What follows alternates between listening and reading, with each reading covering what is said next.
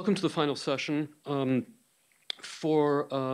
These all-day conferences are a little reminiscent for some of us, I suspect, of the Yom Kippur service.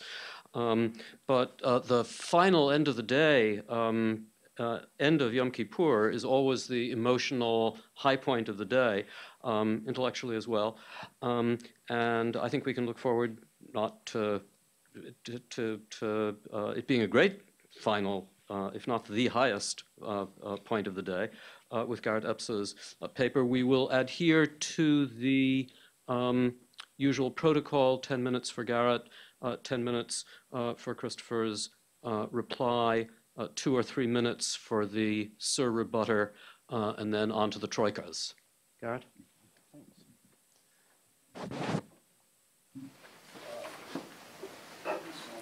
I want to start by thanking the Mice and Steve and everybody connected with the center, and particularly Trang, because Trang found my cell phone for me when it was lost. This is a level of service I have received from no other academic conference in my career.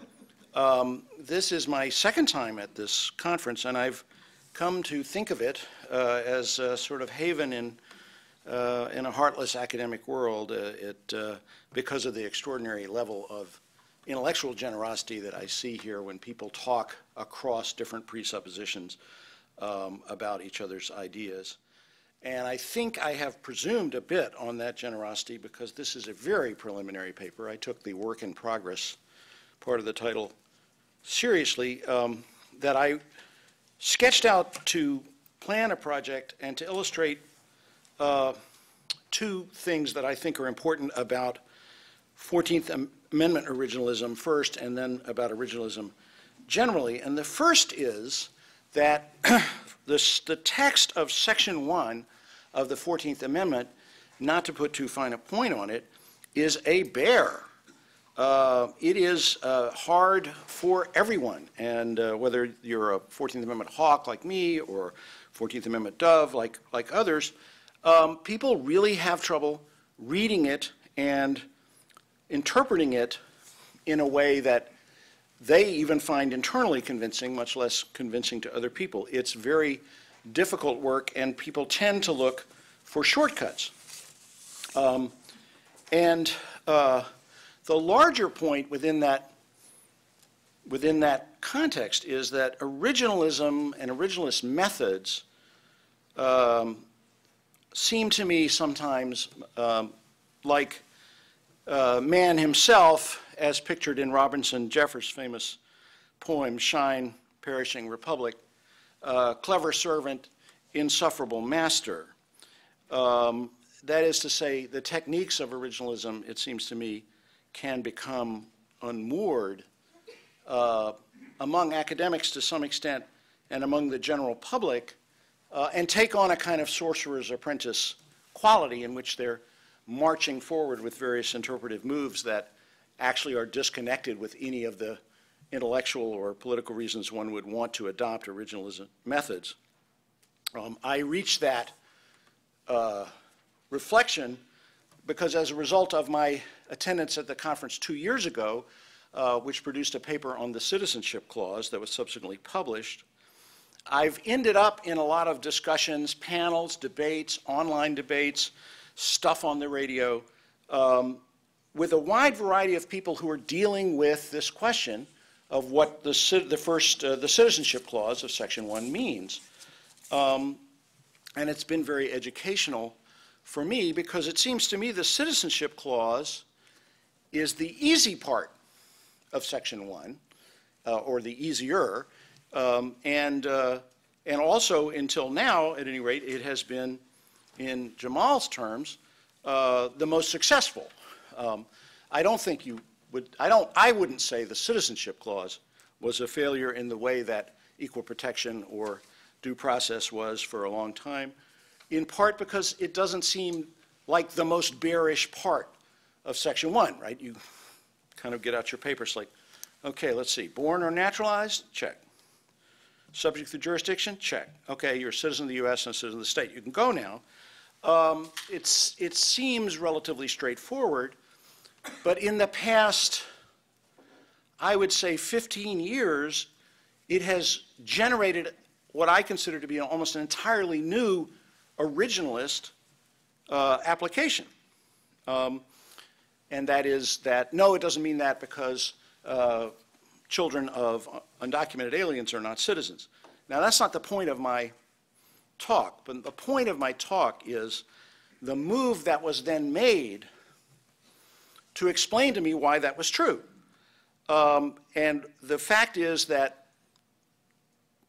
the statement is, no, it doesn't mean that. It seems to say that in those words, but it doesn't mean that. It means something quite different. And when you push, they very often say, well, it really means, and all of Section 1 really means the Civil Rights Act of 1866. And, of course, Senator Pierce, who has the virtue of ingenuousness, explained when he said, well, you know, subject to the jurisdiction doesn't mean what it says. He said, read the Civil Rights Act of 1866. They really meant that, and they should have used that language. So I think at that point we've gotten to a certain kind of originalist move that most of us wouldn't be comfortable with, which is to say, you know, the fact of the matter is the framers lied to the paper. But people, I think, a good deal more respectable than Senator Pierce, you know, will do things like cite the legislative history of the Civil Rights Act without telling the reader that it's not the legislative history of the 14th Amendment. They'll say, well, in the debate over the Citizenship Clause, Congressman Bingham said, and there'll be a quote, and when you look it up, it takes place at a time when this 14th Amendment hadn't been drafted or introduced. It's actually about the Civil Rights Act of 1866. It's not what I think most people here would regard as principled originalist technique. I have called it, for lack of a better term, Da Vinci Code originalism. You know, don't pay no attention to that man behind the curtain. And I think that it is not entered into, I don't think it's entered into cynically by people. I think people believe it to be correct, and that the way to guard against this is, I think, to situate events and statements in a narrative better than we often do, better than lawyers tend to do it. And an example, it was very exciting for me because there's an example of how it's done that came up earlier in this conference, which was in Kurt's paper when we were talking about Resolution 6. And what does it mean that Randolph introduces Resolution 6 at the beginning of the convention, and then at the end he sort of seems to be more like, well, we need to enumerate. And the point that was made was there comes a point at the convention, and this is in Lance Banning and it's also in Ketchum, there's a point at the convention where the Randolphs and Madisons realize we're not going to win on the Senate. The federal government that we are going to create is going to be, in that respect, fundamentally different than the one we had hoped to create, and maybe we're not so eager. You know, you can imagine them thinking, maybe we're not so eager for it to have the full extent of the Resolution 6 powers. And I think that's an example of how we need to understand when things are said and by whom better than we often do.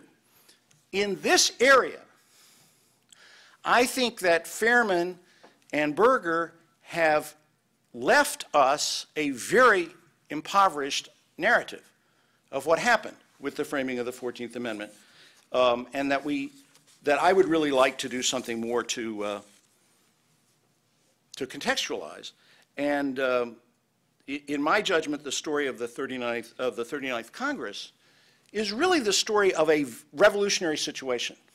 And when you read the contemporary sources, Washington is electric at this time with rumors, including rumors that Johnson is going to call in the Army and break Congress up by force and create a new Congress made up of members from the South and so forth, so that the situation is much more dynamic than we tend to give it credit for. And the idea that Section 1 of the 14th Amendment simply was a reenactment of the Civil Rights Act of 1866, I think is something that needs a good deal more testing than it's gotten.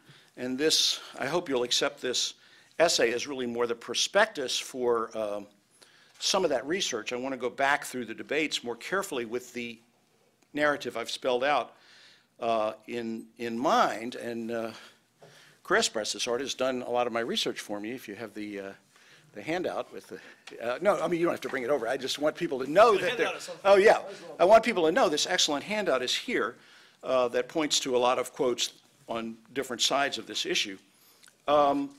It seems to me that we have to, we come up in this context with a kind of perennial tension between law and history, because in general, law seeks determinate answers that will speak to us across time.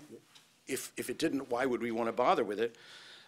History, on the other hand, is a curious source of such answers, because history really makes clear that words and acts are very different at different times, and that due process of law set at point A may be very different than it is at point B, just the way Resolution 6 may be different at point B than it was at point A. And I want to throw that open for discussion by ending with a quote from Heraclitus, because the theory being, well, Congress passed the Civil Rights Act once, then it passed it again as a constitutional amendment. I think that's worth pushing on. And as Heraclitus says, in the same rivers we walk and do not walk, we are and are not. So, thank you.